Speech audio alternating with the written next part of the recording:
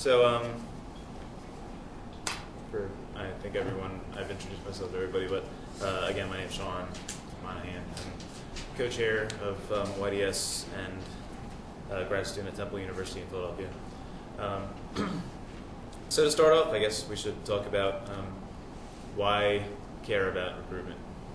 So I want to hear what you guys think. What do we get out of recruitment?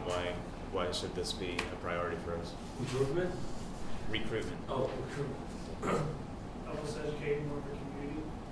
Okay. To expand our penetration in the communities too.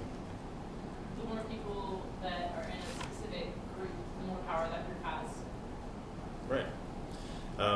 So pretty much when you want to talk about power and trying to affect social change and stuff, what are the sources of that power?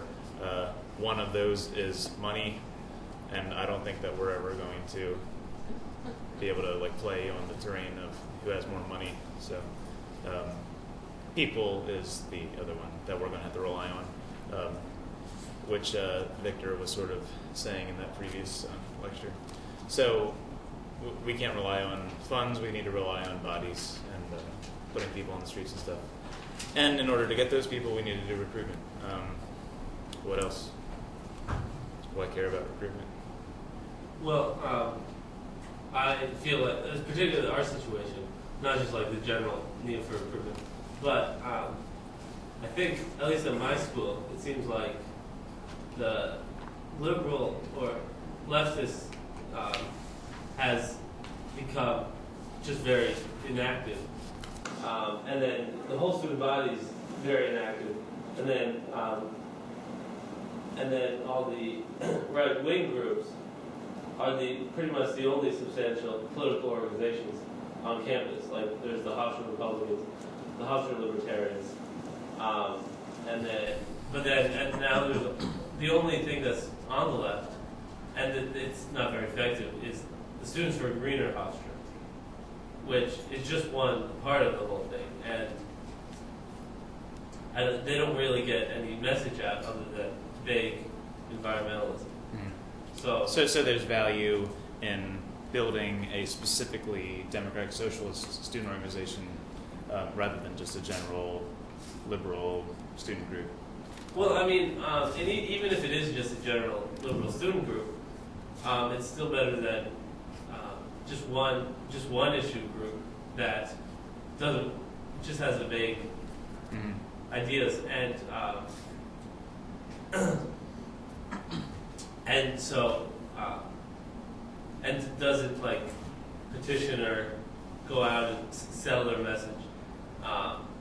So yeah, improvement's important, and to have just a bigger movement that's more visible, because it's at least in my school, it's not visible at all. But while the Libertarians and Republicans are very known and seen on campus. Mm-hmm. So for the sake of visibility, for the sake of awareness, for the sake of getting those numbers of people, because we can't get those numbers of dollars. Another thing that is sort of an organizational consideration that no one's brought up yet is that, like some of the people were saying at the plenary a little bit ago, one of the main problems with student organizing is that you've got a very limited amount of time with each leader, because pretty much by the time someone becomes a leader who's well versed in how to do student organizing and whatnot, they're here comes graduation time.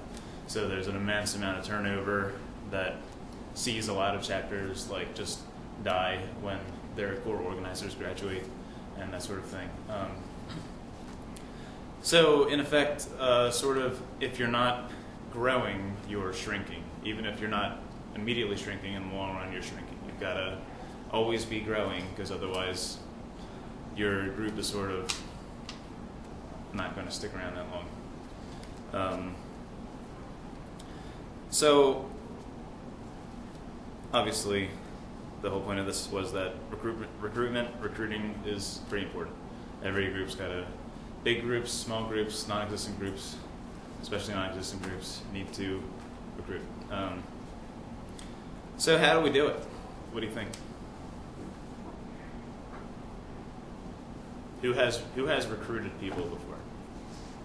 We need something like kind of broad to get people interested that you don't really have to know too much about, but just you kind of know that it's there and know it's an issue. And that's kind of something that I want to learn more ways to say simple things that'll kind of get people's attention so then you can elaborate.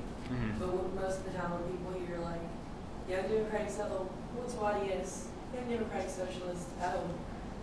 That's, oh. Yeah, it's kind of hard to recruit people when you're like, listen, you got false consciousness and you're being oppressed by the capital superstructure. People are like, fuck you, get out of my face. But yeah, so like, how do we like pick these issues that are down to earth that people connect with and don't like immediately shut off connection or communication with them in the first sentence, which is actually kind of easy to do. So yeah, that's one of the definite considerations.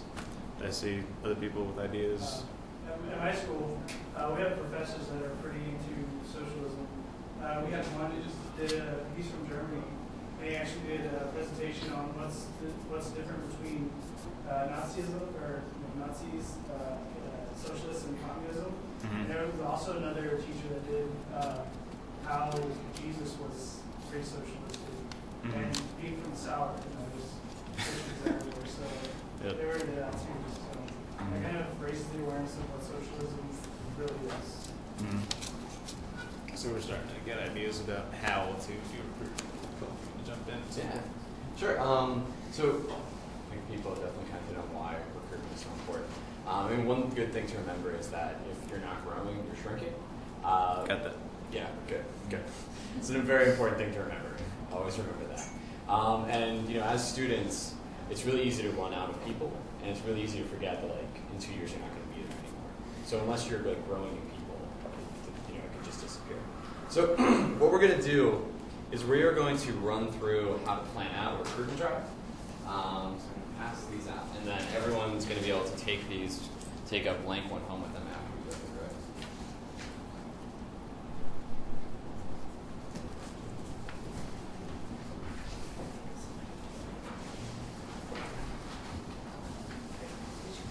Recruitment. Oh, do you want me to hear that? Does anyone have an extra pen?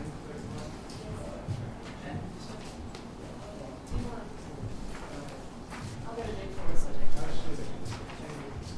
All right, cool. So when we're gonna work through just some ideas of how to get people to show up for things, and there are several ways that we can do recruitment. So we're gonna kind of break it down. One way is sort of the direct person-to-person approach, and the other way is a more kind of advertising with posters, and flyers, and media event type of approach as well. And you want to balance this. You want both of these. You probably can't reach everyone person to person, but at the same time, you're not going to reach everyone by advertising. And also, person to person, it brings it brings more people to you. It's a better return rate. But you want to balance it with both because not only if you talk to someone, but then if they see a flyer for it as well, they remember it, so they're more likely to come. We're going to go through these, so how we can hit a goal. So what we're going to do is we're going to just say we have a kickoff meeting for our YDS chapter in 4 weeks, and so we want to have an attendance goal for that kickoff chapter, for that kickoff meeting. What's a reasonable goal that people think we should be able to hit?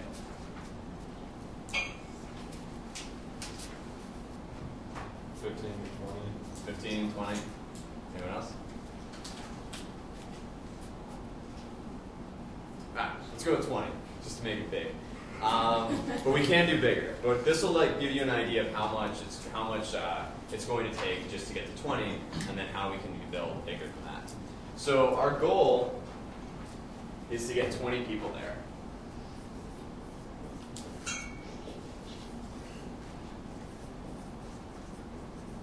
All right. So we want to get 20 people to show up. Now, if we're going to meet this goal, we need to get twice that many people to actually commit to coming. So we need to get 40 people to commit. And now, if we're going to get 40 people to commit to coming, we're going to talk to only half the people you call are actually going to pick up the phone. So we need to call 80 people. And then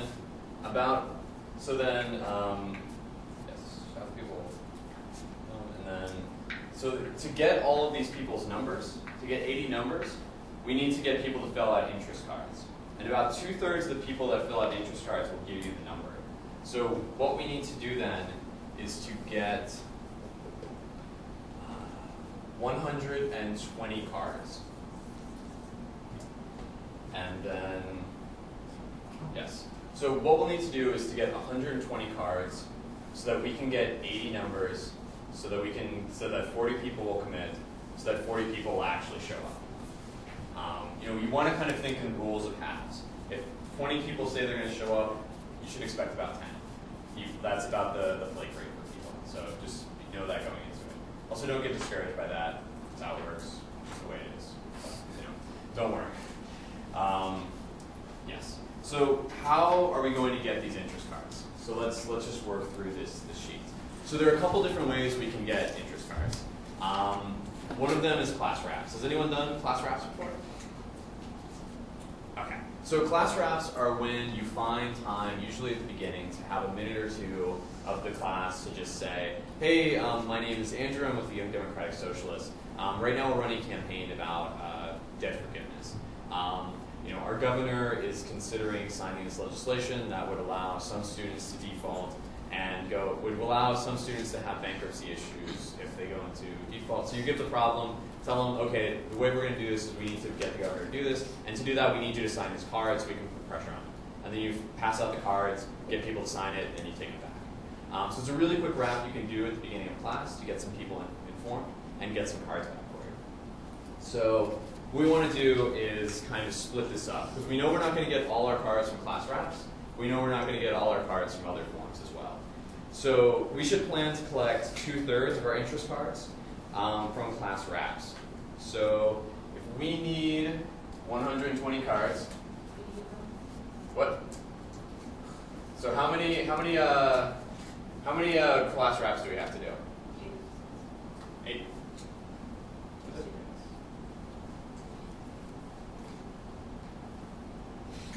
All right. So how many cards do we want to get through class wraps?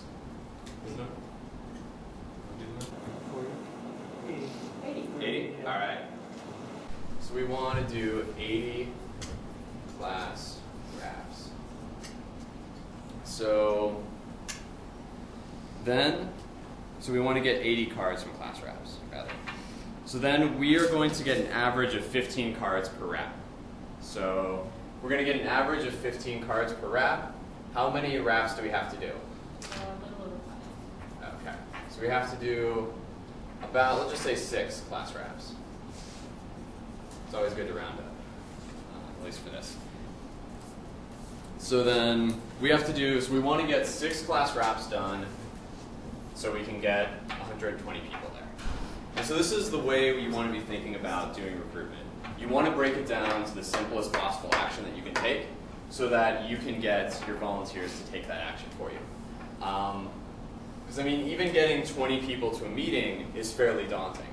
But saying, hey, the way we're going to do this is we're just going to do 6 class wraps, that's a lot more manageable and it's a lot more feasible. And it's easier for people to do. So then, let's talk about tabling.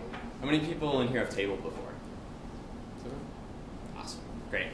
Yeah, so tabling is a really great way to not only raise awareness about an issue, but to get people's phone numbers, to get more contact information for you to build up your organization. So if we want to get the remaining 1/3 of our cards from tabling, how many cards do we want to get from tabling? 40? Yep. So,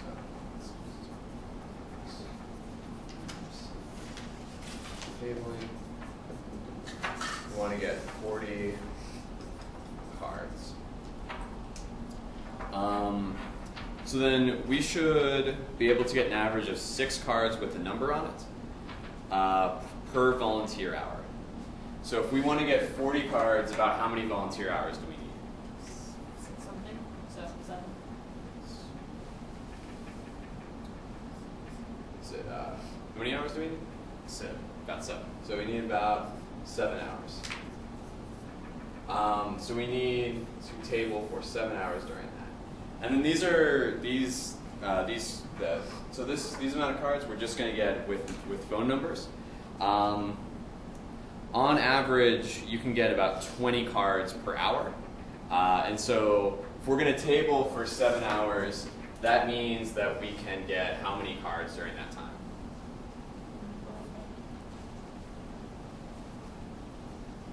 Did someone say a number? All right.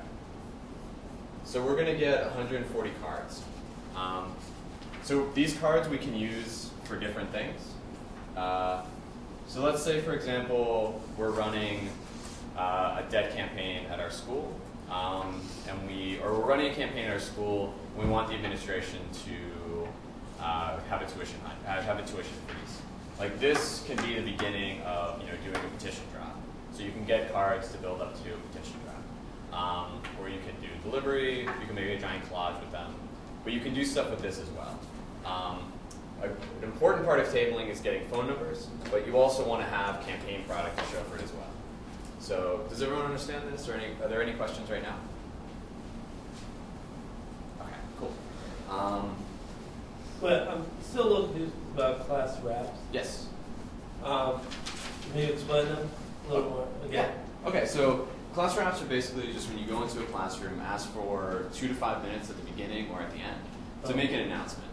And you want to have like a wrap written out to go in there. So you want to have like a little speech that you'll give to tell people about what you're doing, and then pass the cards out so they can sign up afterwards. Okay. Yeah, and normally you'll get this with sympathetic professors. Yeah. And not unsympathetic professors. Yeah, I mean, it doesn't ask everyone, but you know the ones that are going to let you do it. So then let's move on to phone banking. This is very important. So we need to figure out how much phone banking we're going to need to contact the people who fill out the volunteer cards. So first, when you're doing a kickoff meeting, what you want to do is you want to call everyone's card at least 2 times. The first time is the day you get them to sign it, to get them to volunteer. So if I'm tabling and Sean signed my card and he puts a phone number on there, I want to talk to Sean. I want to call Sean that night and get him to come out to the next time we're tabling. I want to immediately contact him as soon as possible. If someone signs your card and then you wait like a couple days or even a week afterwards, 1, they're probably not going to remember signing the card, and 2, they're not going to remember why you're calling them. So you want to touch them when it's really fresh, and you also just want to remind them why you're doing it. Because I mean, I imagine everyone's been called at some point by an organization. They signed up with one point, and you just have no idea when you did that or why. You may be tabling all day, and it may seem like the most important thing in the world for you, but someone spending 2 minutes signing a card, it may not have made the biggest impression. So remember that when you're talking to people. But you want to call them at that point to get them to volunteer, but then later on when you're doing turnout for the kickoff meeting, you want to call through the entire list again. So let's first we're going to do the phone calling during the recruitment drive. So this is the so half of the people who sign a card are going to actually answer you. So how many people do we have that signed a card? That had a phone number? This is 40. So we have 40 people. We have 40 phone numbers. Oh, we should have done that. Yeah. All right. So we have 40 people with phone numbers on it. Oh no, this is the total number. So we have 80 people with phone numbers. So we have 80 people that have phone numbers on it. Now half of them are going to answer. So we are going to talk to 40 people. And now we want to figure out how many hours we're going to spend calling. So what you want to do is you want to take the number of people you can contact, divide that by 10, and then you'll get how many hours. So how many hours of phone banking do we have to do? Yes, 4 hours.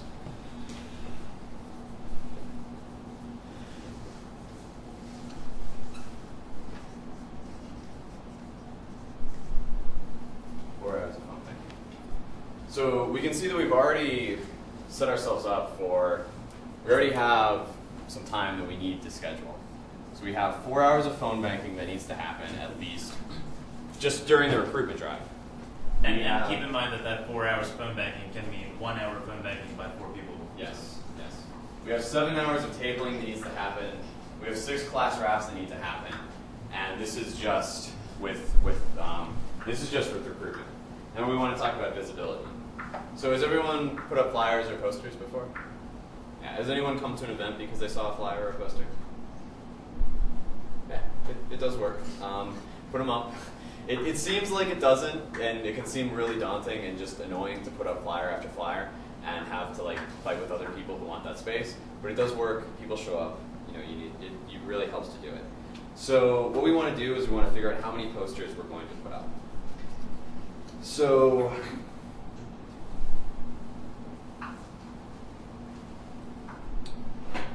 I left something off. All right, so I will email something later about how many posters we have to put up because I left that part out of here when I was typing this up. But basically what you want to do is you want to think through how many people you want to show up through visibility and then multiply that by about 2. So if we want half of our people to come from visibility, we should probably want to put up about, so if we have 10 people that are going to come due to visibility, multiply that by 10, we need to put up at least 100 flyers, at least 100 posters. And then that would lead to about 2 hours of postering. Remember, this again can't be spread out. So one other way to get people out is through an email list. And it's also just you're going to need to database all of this. So when you're collecting all of these cards, you need to put them somewhere. It's really bad idea to just have a giant stack of cards lying around and like if you're phone banking, like just going card by card. Like put them in a spreadsheet so you can deal with them. And also it makes it easier to do mass mailings, makes it easier to do those things. So please make sure you do that. So now let's figure out how much time you have to spend actually databasing. So we were able to get 140 cards. Now how many hours are we going to have to do databasing? Because you can put in about 30 cards per hour. So how many hours do we need to database?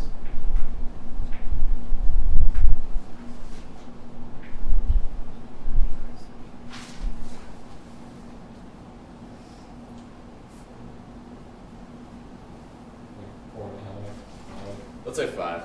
So 5 hours of databasing.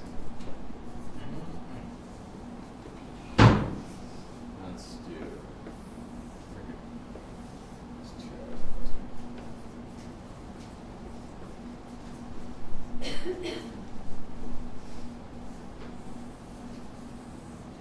All right. So then, now we want to think through how many volunteers we want. Because let's look at how many hours we've already assigned ourselves to do this. So we've got 7, 11,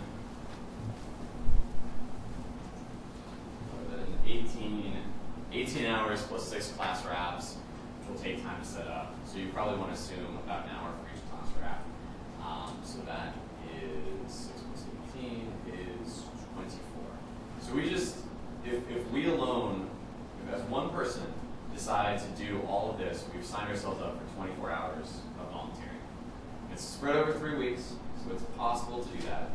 But how many people want to spend that much time doing that by themselves? Yeah. So one of the reasons we're talking about recruitment is because we want more than one person to do this. And we need more people out there. One of the big differences between activism and organizing is that activism empowers people and teaches people how to get more people on board. You mean organizing? Yes, that's what I mean. Activism is taking action, but organizing is empowering people, teaching people how to teach other people so that more people can join this. Democratic socialism is a mass movement, and we agree that people need to be empowered, people need to have democratic choices. Then we need to make that part of how we recruit and how we build the movement up itself. So getting volunteers is really important. So we're going to kind of give rough estimates of how many volunteers we want to get for each assignment. So the number, so how many, so the average volunteer will help for 2 hours each. So so we have to do 24 hours worth of work. And the majority of that, we want as much done by volunteers as possible. If you're doing all the work, it means you're the only one that's bought into it, and the only one that's bought into this project. So the more work that's being done by other people, the more buy-in you have, and also the more people you have buying in. So we want to get as much work done by volunteers as we possibly can. So we assume that each volunteer is going to work for about 2 hours. So we have 24 volunteer hours needed. That means that we need at least 12 volunteers for this drive. Then, so if we take that, we want to figure out how many hourly coordinators we are going to have. So this is someone that's going to just coordinate the action you're doing for an hour. So with tabling, this is really easy. Like, this is the person that's in charge of bottom lining a table for that hour. They're the ones who knows where the cards are. They're the ones who know the wrap. They're able to train the new people. So there should be 1 hourly coordinator for every 2 volunteer hours. So number of volunteer hours. So there should be 12 hourly coordinators.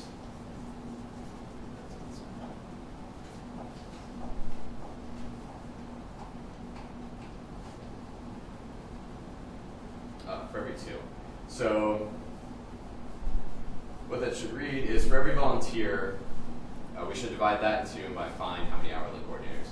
So we need about 6 hourly coordinators.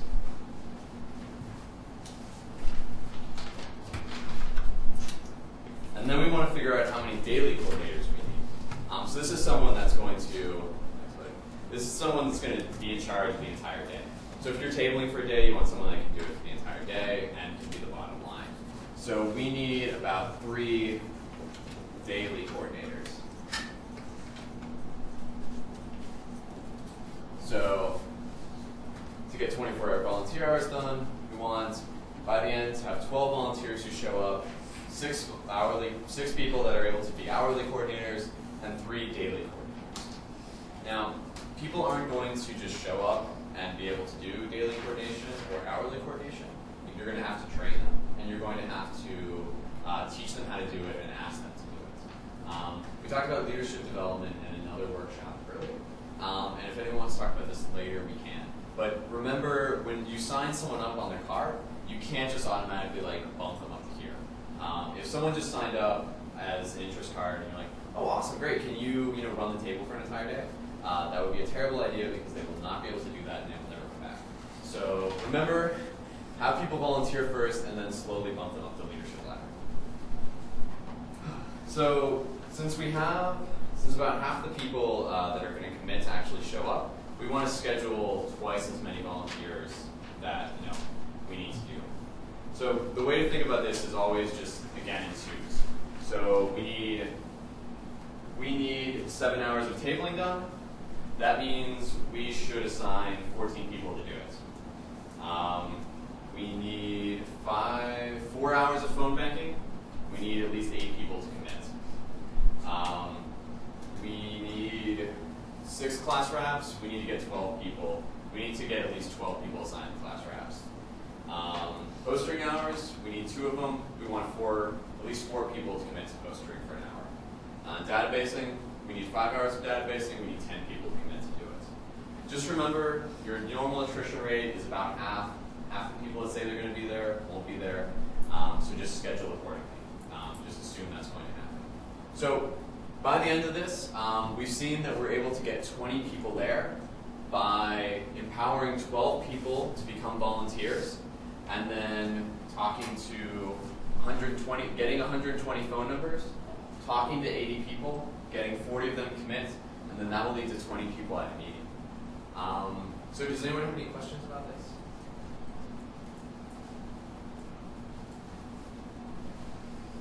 I have a comment. Yeah.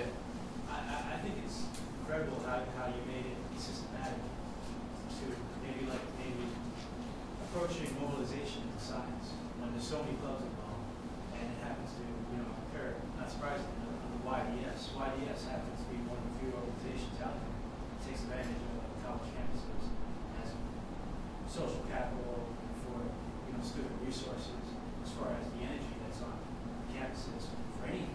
You could recruit college students in any field of work and have them just build up a resume as an intern or for any movement.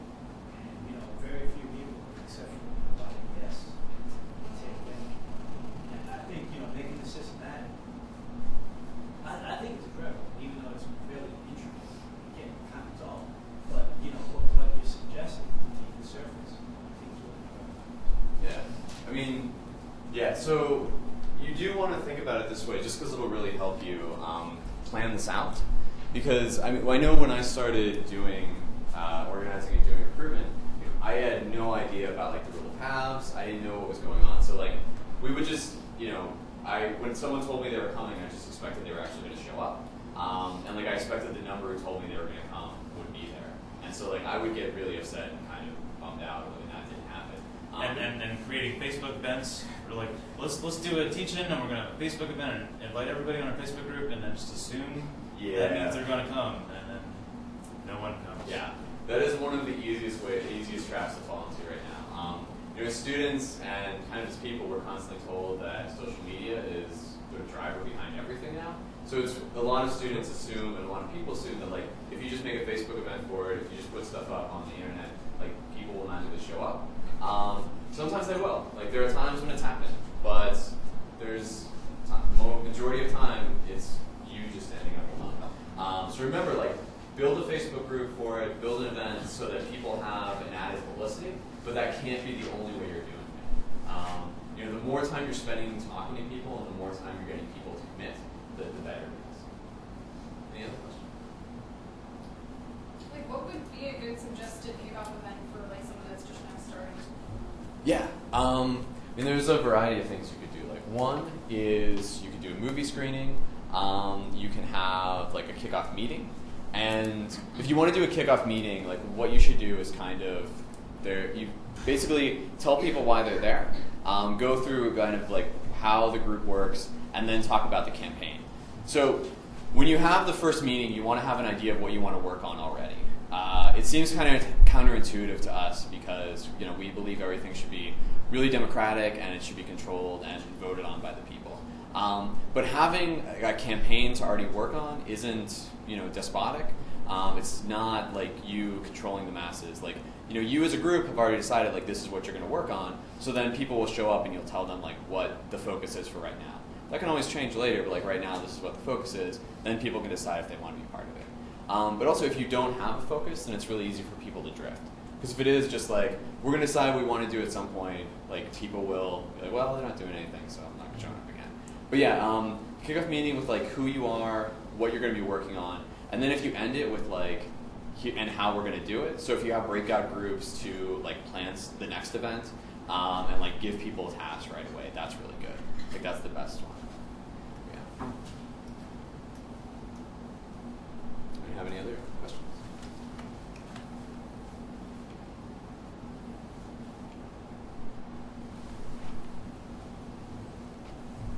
Nice. Okay. Does anyone have any questions about just normal sort of recruiting tactics? Any problems people have run into? Maybe let's try to work through those. So what are some problems that people have run into while recruiting? Someone. Yeah, I just needed to see when this was over. No, it's Being called a fascist. Yeah, you'll have that. One thing to remember if you're tabling or if you're phone calling, just if you're filmmaking, just smile while you dial. They're gonna hang up and you can move on to the next person. I know when I started, it's really hard not to take that stuff personally because you're spending so much of your time in it, and it's really hard to just not be. It's very difficult to not be upset and get mad about it. I still do. When something doesn't work out, but you have to do your best not to take those comments personally because that's that person's an asshole, they're always going to be an asshole, which is like whatever. And sometimes when you're tabling and stuff, you'll run into these people that come up and they're like, they want to like debate you on like, I don't know, I'm coming from a like Milton Friedman free market perspective, and like here's why I don't think socialism is the answer, whatever. And they like want to debate you like at length. You got to cut that conversation off as soon as possible. I mean, you're not going to convince them, they're not going to convince you, and every minute you waste talking to them is a minute that you're not talking to someone else who potentially would be interested. Yeah. So just, I mean, I usually deflect them like, listen, this is an interesting conversation, I would like to carry this on, but I can't right now because I'm supposed to be tabling, talking to other people. So if you want to like talk about this on email later, they never will. But it's like a good way to like deflect them. And people like that probably have an hour to kill, and so they just feel like having an argument. So yeah, don't waste your time on them. Like, you want to spend the majority of your time talking to people who are actually interested and excited about it. And also, like, if someone comes up to your table, like, you're not going to convince them. Like, they're just there to yell at you, because that's how they feel. So don't worry about it. Jacob? One of the problems that we had was actually getting people to stop by. Who would stop by? Or? Like just stop at the okay. table that we were. Yeah, with that, there are a few things you can do. Like one approach I've seen that works pretty well is if you have someone behind the table and then you have someone standing in front of it to like wave people down and then direct them over. You want to just like so you have someone there to catch people's attention and direct them toward the table, and then you have the person behind the table to get them to sign up. That's one way I've seen that I think works pretty well. The other way is just like being super friendly and like waving them down. Like try to catch people's eye and just like wave them down so they have like kind of come over to you. Yeah, like say hello. like I'm tabling right now. Is this good? Is what I'm doing good? Yeah. No. That's terrible. Is this good? I mean, kind of creepy, but it's a little bit better. Better. The best is standing. Yeah, best is actually standing. Right? Yeah. Like standing with all your stuff laid down. Yeah. Waving to people as they go by, trying to start conversations. And you want to have like a little like one-liner that gets people's attention and wants to bring them over. And then you want a elevator rep for when the conversation starts. Yeah. Which means a conversation that is short enough that you could say it during the course of an elevator trip. So very quick, and always like 3 sentences. Yeah. Who are we? What are we working on? How could you get involved? Yeah. Boom, boom, boom. Yeah, you wanna write those out beforehand, just to like so you have it done, and like also it's really good for volunteers because then when they show up, like a lot of people, I mean it's not a normal thing to table, like it's not something people grow up with. So like to make volunteers feel more comfortable, you can have like a rap for them to say. Yeah, go Jonathan. Yell at people as they're walking by. Yell. Yeah. Hey, you. Yeah, no, Glasses, come over here. yeah, you want to like be like, hey, do you have a second for socialism, or do you have a second for student debt? Yeah, yell at them. Really rude. Not too rude, but a little rude. Also, have candy on the table because people will come over. Oh, they free candy, and then Candy and buttons. Then they've activated. Then they've activated your trap card. Yeah.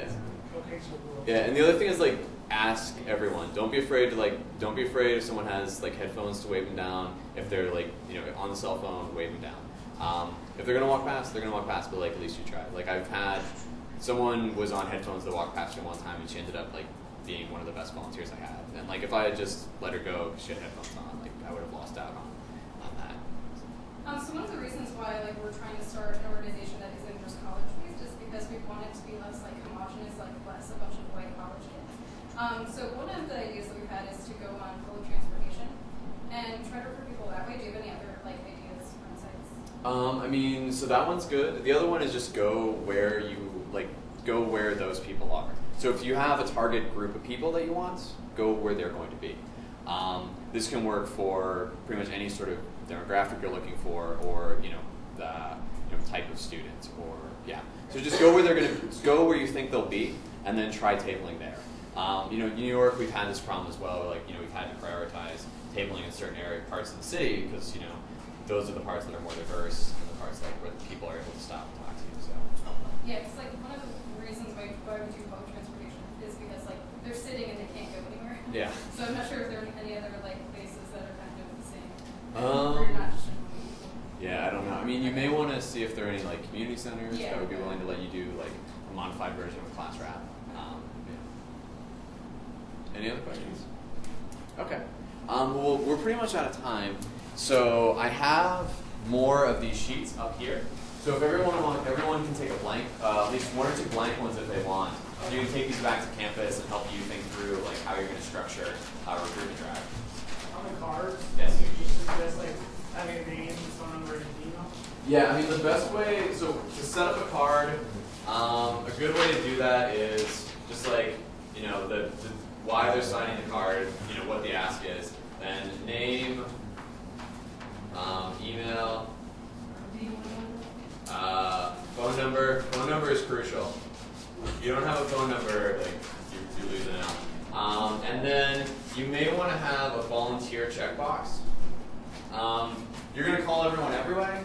You're going to call everyone regardless of whether they check the volunteer box. But like this way, if someone checks it, then you can even be more excited when you talk to them on the phone. If you're prioritizing a certain type of student, you may want to ask if like what year they are, just so you have an idea of that as well. But, like these are the most important things to get. Yeah. Any final questions? Cool. Come pick up some forms. Thanks for coming. Yeah, actually, something else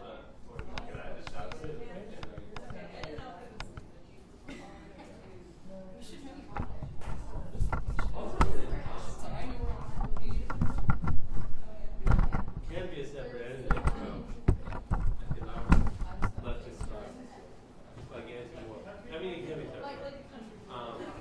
But then ultimately, once you get down to it,